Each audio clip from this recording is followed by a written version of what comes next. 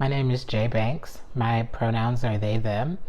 I graduated from Mason in 2014 with a bachelor's degree in psychology and a minor in women and gender studies with an LGBTQ plus focus. I currently work as an executive director of a nonprofit in Olympia, Washington called Pizza Klatch, where we provide lunchtime support groups to middle schoolers and high schoolers. What specific ideas, theories, or concepts do you use regularly from your women and gender studies classes in your work now? So it has been a while since I was in those classes, so the specific concepts don't come to mind, but I know that there was a lot of things that I learned there that not only helped me kind of conceptualize my identity as a Black queer trans person, but also others. So there's just a lot of stuff. I remember sitting in intro to women and gender studies classes and really digging deep into misogyny and misogynoir, how the media portrays girls and women, and it made me think a lot about myself and how I grew up. And I use that knowledge even now when I'm talking to teenagers in schools, because they end up having a lot of the same questions that I had as a young person. So I really think that those classes helped me thinking about my identity, and helped me to do that in a way where I can pass that knowledge on to the youth that I work with. I also do trainings for businesses and the city and schools, and so having that academic language to use, because I do have a lot of life experience that I end up using in my work, but being able to translate my life experience into that academic language to talk about oppression, to talk about queer history and things like that with teachers or principals. A lot of that came from women and gender studies classes that I took in the early 2010s. Would you be able to do your work as effectively without a background in women and gender studies? Why or why not? I think it would be a little harder to do some of the work that I do if I didn't have that background.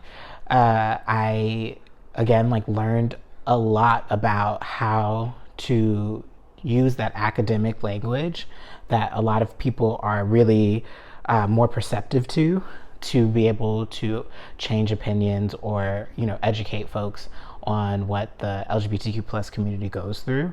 So having that background in women and gender studies classes and doing a lot of activism work through those classes and just my time at Mason in general, I think that has really bled into my life now, because I've taken all of those theories and those big concepts, and I'm playing them out in my everyday work life, and I'm trying to find a way to make sure that the youth that I work with don't have to experience some of the things that I went through, or even ancestors and elders of the LGBTQ plus community had to go through. So it would be a little harder to get some of that work done without the education that I received.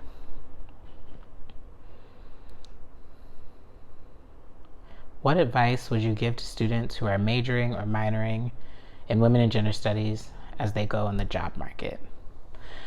So the advice I would give is to really, it's a little hard to really take notes. It doesn't have to be physical notes, but like I said before, the knowledge that I got in those classes, it helped me grow as a person. It really helped me figure out who I was, how I wanted to move about the world, why some things were really difficult for me as a marginalized person. But also, we're in a time where businesses are trying to change, trying to be better, and different institutions are really wanting to engage with inclusion and diversity. And if they're not really motivated to do that by their own accord, it is a push that comes from outside of the community. So I think that as you're going on the job market, know that the things that you're learning are really important and really attractive to various companies and organizations. I know as an executive director, I work with people with lived experiences that is super helpful because they can talk about personally what they've gone through. But I also do trainings for businesses and for schools where they might only respond to that kind of academic language. So it's good to have that in mind as I'm putting together, outlines and scripts for training, to be able to put those things in there to make it more accessible to folks who already work in a academic world, but also having the frame of reference of my personal life to be able to talk to my students about that. And so there's an easier translation back and forth that has been really helpful for me in the various jobs that I've had, but more particularly in this current job, it's been very helpful. What were some of your favorite courses and opportunities at Mason as women and gender studies students? So two of my favorite classes were the intro classes. So Intro to Women and Gender Studies was a really amazing class, and Intro to LGBTQ Studies. Both really vital classes for me. They came at such an important time in my life. LGBTQ studies really helped me learn about the history that I hope to become a part of, as I kind of transition into an elder. I realizing that LGBTQ plus folks don't have a lot of elders.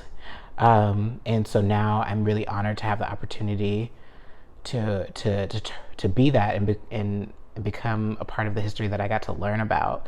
Learning about Stonewall, something that I talk to my students about and, pass on that knowledge. And it was just such a good, important class to be in.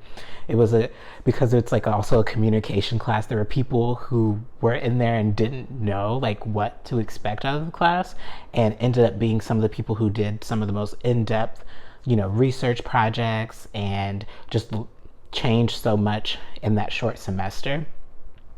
I also got the opportunity to do a photo voice project through that class, where I got to talk about my experience as a Black and trans student and queer student at Mason, and the racism that I experienced and the transphobia and homophobia that I experienced at school. And I also worked at the Women and Gender Studies office for a while, and that was one of the best opportunities I could have received. I was really struggling to survive at that time in my life, and all of the people at Women and Gender Studies were so open and allowed me to really try some new things, and everyone that I worked with and interacted with really helped me out when I was having a hard time. So I love so much of what happened at Mason for me in those particular places. So Women and Gender Studies, ODIME, the LGBTQ Resource Center were my places when I was at Mason, and there are some really great people who work there. In light of our theme, why does women and gender studies matter outside of the academy? I think it matters because there's no escaping any of it. No matter who you are, how you identify, how you were built, misogyny affects us all. Misogynoir affects us all. Homophobia, transphobia, all of that affects all of us. The way that society is built around those concepts affects everybody, even the folks who are seen as oppressors. And I think that having the language to talk about those concepts and to really break down where do they come from, why do they happen, how do we solve it, how do we move forward, matters outside of school too.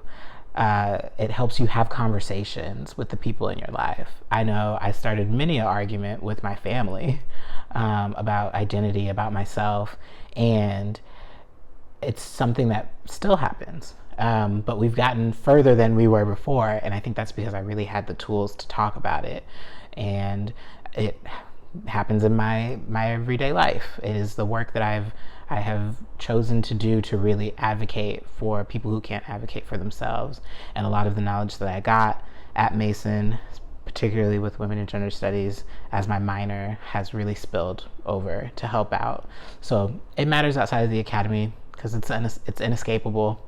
It is a part of our society, and if we want to change it, it's good to educate ourselves so that we can have a better understanding of how to do that.